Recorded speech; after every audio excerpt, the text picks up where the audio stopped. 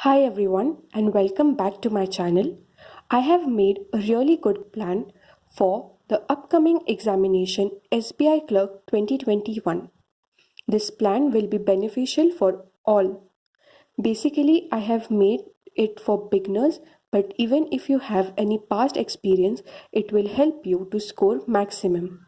This plan is going to start from 1st May and will last up to 30 May.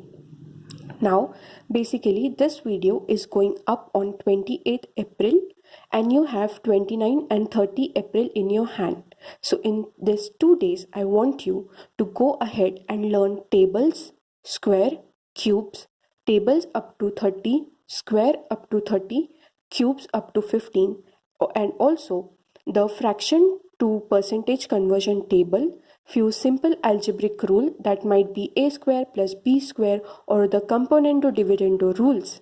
Also, I want you to go ahead and give the free mocks which are available across almost all platforms.